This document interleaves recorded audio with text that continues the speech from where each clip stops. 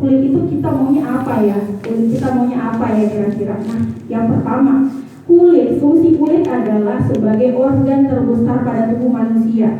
Bukan tanpa kaleng-kaleng, bukan tanpa sebab dia disebut sebagai organ terbesar. Karena kulit itu mencapai luasnya 2 meter, hampir 2 meter, dan berat bobot keseluruhan kulit itu 15% dari bobot keseluruhan tubuh kita. Jadi kira-kira kalau orang yang beratnya 47 kilo, 15% dari 47 kilo itu sekitar 4-6 kilo adalah kulit. Jadi gimana tuh ya, harus kita betul-betul merawat kulit kita sehingga fungsinya dapat berjalan dengan baik. Kemudian fungsi kulit yang lain adalah pertahanan tubuh paling luar. Nah, apa sih itu maksudnya? Jadi kulit kita itu punya disusun memang secara khusus ya, didesain berlapis-lapis. Di lapisan pertama itu terdapat sel-sel keratinosit yang keras dan kokoh, sehingga ketika dia misalnya tergesek oleh barang itu tidak cepat terluka, tidak cepat robek kita punya organ itu, karena ada kulit yang memang strukturnya didesain untuk mempertahankan tubuh dari gangguan fisik, adapun bakteri ya. Dan secara biologis kulit itu merupakan pertahanan tubuh kita karena di kulit mengeluarkan sejenis senyawa kimia yang bernama sebum. Ya, sebum itu pH-nya agak asam, sehingga kalau ada mikroba-mikroba yang tidak sengaja mengenai kulit kita, mikrobanya akan mati gitu ya, seperti itu. Kemudian fungsi yang ketiga, regulasi suhu tubuh ya. Kalau kulit kita sedang berada di cuaca yang panas, kulit mempertahankan dan menyesuaikan dengan kondisi dengan cara mengeluarkan keringat ya, mengeluarkan keringat. Kemudian penyimpanan lemak. Jadi apa-apa yang kita makan, semua lemak yang kita makan itu akan dimetabolisme oleh tubuh kita, kemudian akan diolah dan kelebihannya itu akan disimpan. Kalau misalnya seseorang yang mempunyai kecenderungannya untuk metabolismenya lambat, itu tidak akan dirubah menjadi kalori atau energi, tapi akan disimpan di bawah kulit, yaitu di lapisan hipodermis. Nanti kita akan belajar juga itu. Kemudian pengeluaran racun. Jadi pada saat kita sudah memetabolisme semua yang kita makan ya, misalnya kita makan ayam goreng Bapak Ibu ya, ayam goreng itu akan dirubah dan dimetabolisme untuk di tubuh dan dirubah menjadi nutrisi di metabolismenya ini akan mengeluarkan yang namanya urea. Hasil metabolisme dari ayam goreng tadi dirubah menjadi urea, dan urea itu akan dikeluarkan sebagian di ginjal dan sebagian di kulit.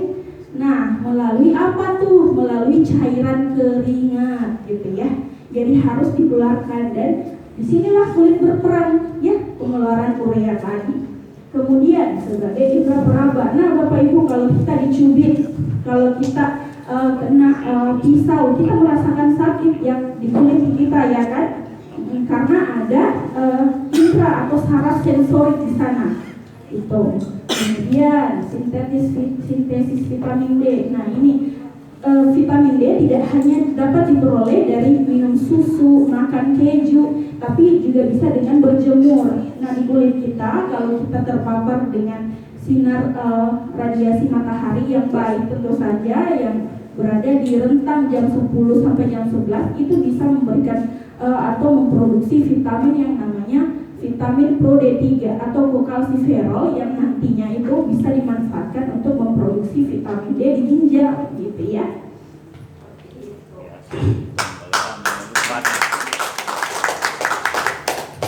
Nah, kalau kita sudah kenal nih fungsi-fungsi kulit, kita sudah benar-benar paham gitu ya, kita lanjut lagi ke strukturnya. Gimana sih strukturnya? Ini dulu adalah pelajaran favorit saya waktu berkuliah ya, anatomi atau yang mempelajari organ dan struktur dan bentuk fungsi kulit kita, fungsi organ tubuh. Nah, di sini kalau kita lihat dari mikroskop, inilah penampang kulit kita sebenarnya yang memang terdiri dari berbagai macam lapisan. Di lapisan terluar saya sudah katakan tadi ya Bapak Ibu ya, bahwa tubuh kita didesain keras di bagian luar sehingga tahan terhadap gesekan. Apa sih yang bikin kulit kita itu tahan terhadap gesekan? Apa? Yang ini sel-sel yang berada di atas, paling atas, yang dinamakan stratum corneum, dan itu sering biasa disebut dengan skin barrier. Nah, Bapak Ibu, skin barrier inilah yang kalau rusak itu sangat berbahaya bagi kita, gitu ya. Bisa kulitnya kita kusam, bisa kulitnya kita mudah berjerawat, gitu ya. Itu faktor yang sangat mempengaruhi. Kita lihat bagaimana perbedaan antara orang yang skin barrier-nya rusak dan orang yang mempunyai skin barrier yang sehat atau yang normal, kulit normal. Pada skin barrier yang rusak, di lapisan teratas kulitnya ini sudah pecah-pecah. Jadi ketika ada alergen atau hal-hal yang bisa menimbulkan alergi di kulit kita, itu cepat masuk nih. Nah, dia bisa menimbulkan reaksi alergi tertentu. Itu sebabnya ada orang yang kulitnya sangat sensitif, dipakein dikit aja toner dia merah-merah, gitu ya. Ada ya biasa Ibu ya?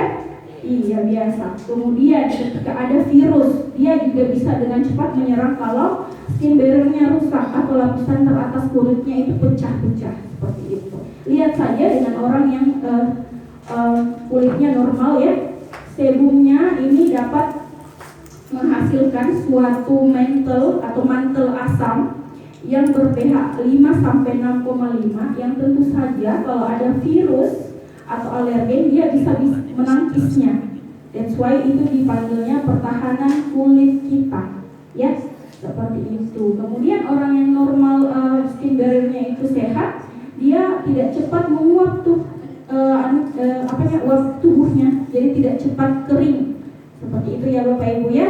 Jadi yang harus kita pahami dengan jelas, kita harus merawat skin barrier kita atau pertahanan atau lapisan terluar dari tubuh, ya.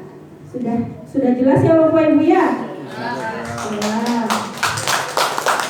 Baik. Kalau kita sudah tahu dan paham fungsi dan struktur kulitnya, kita sekarang bicara tentang tipe kulit wajahnya. Tipe kulit wajah apa saja sih yang ada? Ada yang normal. Ini normal artinya keseimbangan antara jumlah minyak dan airnya itu sama. Ya, tidak berminyak juga, tidak terlalu kering juga, jadi seimbang. Kalau sensitif, apa-apa diberikan langsung kayak reaksi alergi, merah lah, gatal lah. Nah ini juga perlu perhatian yang intens ya Bapak Ibu ya. Kemudian ada juga yang tipe kulit wajahnya kombinasi. Dia di bagian tertentu saja yang berminyak, kemudian di bagian yang lain kering. Misalnya di bagian pipinya agak kering, kemudian di zone T ini di bagian sininya itu berminyak ya. Kemudian ada juga yang kulitnya berminyak gitu ya. Kita bagaimana sih caranya kita tahu bahwa kulit saya itu berminyak kah, kering kah? Itu dengan Bapak Ibu bisa beli oil control film ya. Ada yang biasanya di iklan-iklan yang untuk mengangkat minyak. Kalau Bapak mengetes di wajahnya Bapak dan Ibu dan itu penuh dengan bayangan minyak, berarti mukanya memang bertipe dan berjenis berminyak seperti itu. Nah kalau pakai itu dan ternyata tidak ada bayangan minyaknya sama sekali, berarti ya normal-normal saja seperti itu ya. Kemudian ada juga yang kulitnya bertipe jenis kering seperti itu. Jadi ini yang perlu kita perhatikan juga, yang perlu kita skincare juga istilahnya ya. Oke. Nah permasalahan kulit apa aja sih? Mungkin ini permasalahannya sudah dialami kali ya sama Bapak Ibu ya. Sudah banyak juga misalnya kulit berjerawat. Siapa yang nggak pernah jerawatan nih Bapak Ibu? Ada nggak? Oh pernah ya. Kemudian ada juga yang kulitnya kering. Siapa yang kulitnya kering? Banyak. Itu mesti dilembabkan ya. Kemudian ada juga nih warna kulit tidak merata. Kemudian ada juga tanda-tanda penuaan gitu. Faktor U Bapak Ibu ya. Kemudian ada juga flek hitam dan kulit kusam. Ini karena jarang dieksfoliasi atau jarang diangkat kulit-kulit matinya gitu ya. Kemudian apa aja sih yang menyebabkan terjadinya masalah-masalah kulit di wajah kita? Kenapa sih ini sangat memberatkan? Yang pertama, karena itu penyebabnya kebersihan kulit kita tidak terjaga gitu ya. Misalnya Bapak Ibu pergi arisan ya, terus makeupnya tebal, pulang capek, males untuk bersihkan muka, ini menjadi penyebab nih, karena itu bisa menyumbat pori-pori kita gitu ya. Kalau porinya udah kesumbat, terus sel kulit matinya juga udah banyak dihasilkan, itu bisa menimbulkan jerawat Bapak Ibu gitu. Dan jerawat itu banyak bentuknya, komedo putih, komedo hitam itu juga jerawat. Dan kalau jerawat yang memerah itu karena adanya reaksi dengan infeksi bakteri ya, seperti itu. Jadi perlu perhatian kita. Kemudian penyebab yang lain, masalah kulit paparan sinar UV. Jadi ketika kita sinar UV itu sangat-sangat berbahaya karena merupakan radikal bebas. Radikal bebas kalau sudah menyentuh sel kita akan rusak, sehingga kalau rusak tampaknya lebih kusam, tampaknya tidak cantik gitu ya. Begitu. Kemudian kulitnya tidak ternutrisi. Kalau tidak ternutrisi berarti tidak bisa menimbulkan keglowingan di wajah kita gitu ya. Kemudian ada juga aktivitas hormon berlebih, skin barrier-nya rusak yang tadi saya sebutkan ya. Kemudian adanya paparan vaksin berlebih, kurang istirahat juga menyebabkan masalah penyebab kulit ya, penyakit dan lainnya juga. Oke, nah salah satu yang akan saya bahas itu adalah jerawat. Jerawat merupakan suatu kondisi di mana tersumbatnya pori-pori kita. Apa yang sumbat? Minyak. Apalagi yang sumbat? Sel kulit mati. Kalau sudah tersumbat gimana? Gitu ya. Kalau sudah tersumbat ya timbul komedo. Kalau komedonya ditempati oleh bakteri, jadinya jerawat. Gitu ya. Dan ini penyebabnya ada juga nih, karena produksi minyak di tubuh kita yang berlebih. Biasanya ada orang-orang tertentu yang memproduksi minyak memang banyak seperti itu. Mungkin disebabkan oleh karena konsumsi makanannya yang sangat berminyak gitu ya, gorengan. Siapa yang suka gorengan Bapak Ibu? Semua. Tidak ada ya.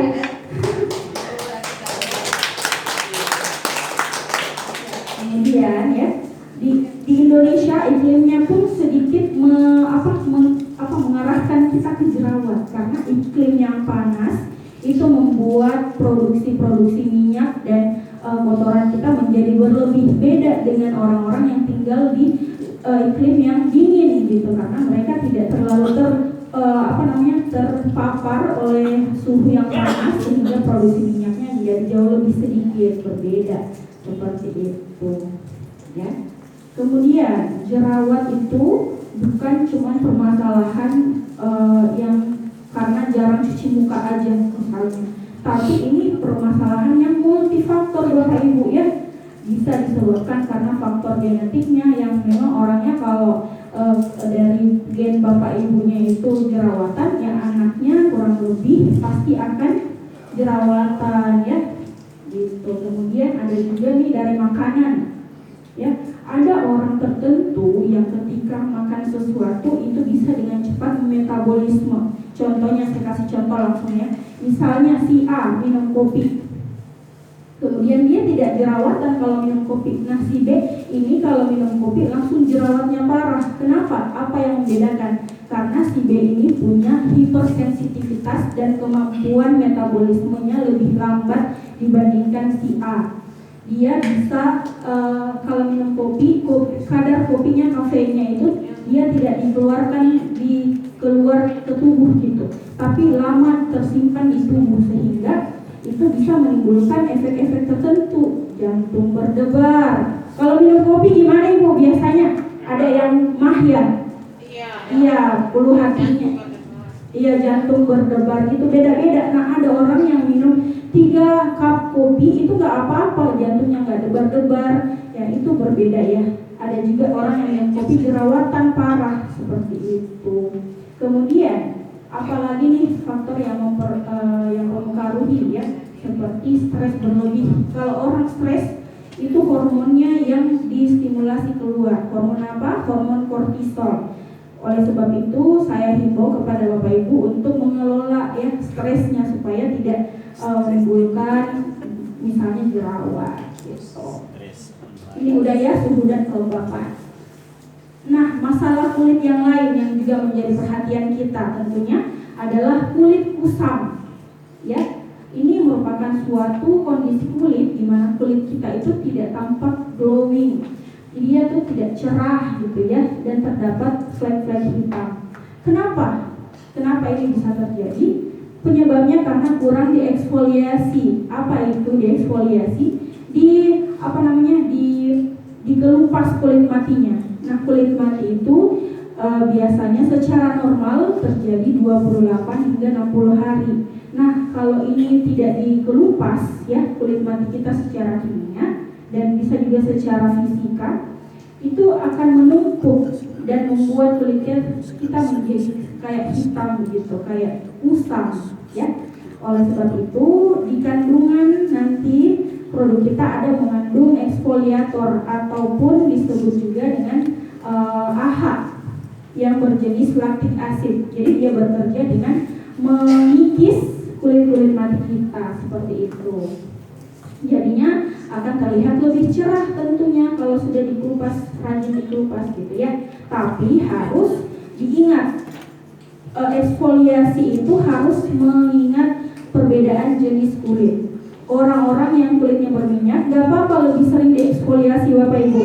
Gak apa-apa, dia kulitnya memang lebih banyak mengeluarkan minyak sehingga harus lebih sering dieksfoliasi. Kalau orang yang